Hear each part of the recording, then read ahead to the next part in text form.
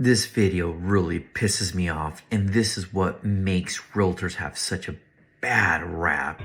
The home is $200,000 overpriced. Do you want to go and see it? You believe that's true? No, I don't. I've been watching the neighborhood. I don't think I'm that far off the mark. I spoke with the actual seller, and he's like, "No, what are you talking? I'm not negotiating the price." And I'm like, "Why, sir? It's overpriced." And he's like, "That's my price." I know for a fact the price of the house was not mentioned. Right off the bat, she wanted to know if she was getting 2.5%. When we told her there would only be a 1% commission, she said, "I'll keep my clients to myself." Because you weren't offering enough money. Correct. And this is the biggest issue right here. The issue right here is that this agent won't do it for less than 2.5% commission. So instead of serving her client, she's serving herself. She's chasing the commission. This is the problem when 80% of realtors do less than 3 transactions per year. They're going to squeeze as much juice, money as they can. And unfortunately, that's not at the benefit of the client they're supposed to be representing. $1,000. That's right. It's not nothing to scoff at. I'm gobsmacked. I can't believe that somebody would act that way.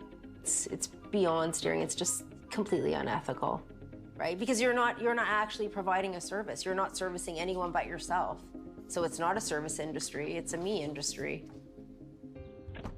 We push for agent number 3 to take us to the home, despite her warnings. But it smells like a cigarette, like someone smoking inside. And after a few minutes inside... Look, it's gorgeous inside, and it's really nice. But wait, she's not talking about Joanne's house. It's another listing on her phone, and in a totally different neighborhood. That's entrance here. Here is the staircase going up. Here is an office. Here is a dining. Here is a kitchen. Amazing. Our team was inside your house for 12 minutes. For half that time, that agent was talking about another listing. And that's exactly what she wanted. Had they not been your staff, had it been somebody else, she would have done the same thing. We're not identifying the agents captured on hidden camera because our investigation shows this practice isn't about individuals. It's bigger than that. Just hear what some of the 25 listing agents say when we ask about lowering commission for the buyer agent. Although they're not supposed to do it, some agents may be very cognizant of what they're getting paid and push their buyer to another home. 88% give us the same warning about agents steering buyers away. I do know people who do that. It's not right, and it's not ever supposed to happen, but it does happen. A dirty industry secret that seems surprisingly commonplace. Right. So pretty much what happened here was that that agent or many agents, what they'll do is they will find out what the commission is, and then based on that, show your house. Now, the problem you have today is that everybody knows what's on the MLS. They just don't know what the commission is being paid, at least not the public. I'm a little surprised that she asked what the commission was, because usually that's on the MLS and we know before we even see the property. But this happens all too often. And unfortunately, what happens is, as a buyer, you don't know that. You don't know that the house you like is paying 1% commission, and I'm not willing to show it to you, and I'm going to give them an excuse. And that's the difference between just being licensed or dealing with a damn real estate expert. Massive difference. I have had agents say to me, we're looking at 2 houses.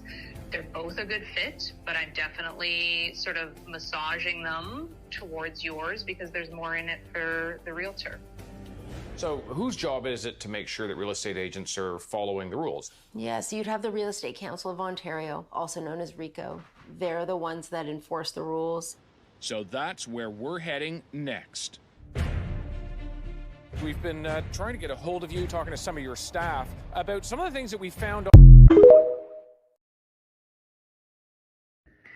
So let me tell you, as a past president of my local association, a director with the California Association of Realtors, and involved with the National Association of Realtors, I can tell you there's not much that can be done. There is nothing to guarantee that an agent shows or doesn't show a home. There's no way for me to find out if that agent is steering away because they're not going to call me. It is up to the buyer to make sure that, hey, if I like this property, I want to make an offer regardless of the agent, what the agent says. And that's where it starts. If you're a buyer and you want to buy a home and your agent is talking you out of it, unless there's a very legitimate reason where, it's so obvious, except you're emotional about the property, maybe.